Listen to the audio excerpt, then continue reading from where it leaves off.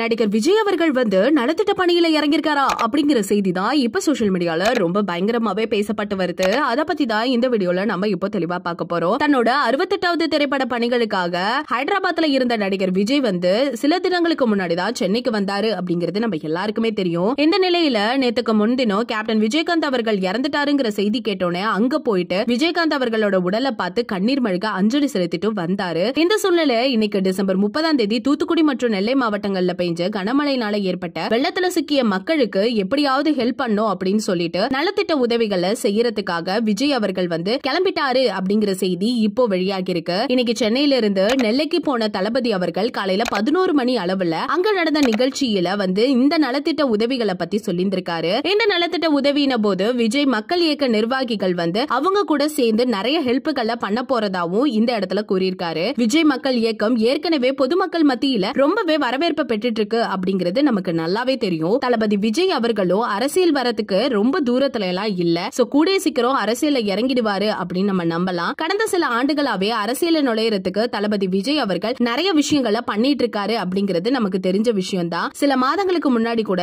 சிறந்த மதிப்பெண் எடுத்த மாணவர்கள் எல்லாருக்குமே ஒரு டிகிரி சர்டிபிகேட்டை இவரே கையில கொடுத்து கௌரவிச்சிருந்திருப்பாரு. அது மட்டும் இல்லாம விஜய் மக்கள் இயக்கம் சார்பா பல நல்ல திட்ட உதவிகள்லாம் இவர் பண்ணிக்கிட்டு இருக்கிறதும் நம்ம எல்லாருக்குமே தெரியும். சோ இந்த செய்தியெல்லாம் கேட்ட உடனே கண்டிப்பா உங்களுக்கு வந்து ஒரு யோசனை இருந்துட்டே இருக்கும். விஜய் அவர்கள் கட்சிக்கு வருவாரா வரமாட்டாரா அப்படின்னு சொல்லிட்டு. சோ அத பத்தி நீங்க என்ன நினைக்கிறீங்க அப்படிங்கறத மறக்காம நம்ம கமெண்ட் செக்ஷன்ல ஷேர் பண்ணிக்கோங்க. இது போல பல வீடியோஸை பார்க்க நம்ம சேனலை மறக்காம சப்ஸ்கிரைப் பண்ணி வச்சுக்கோங்க.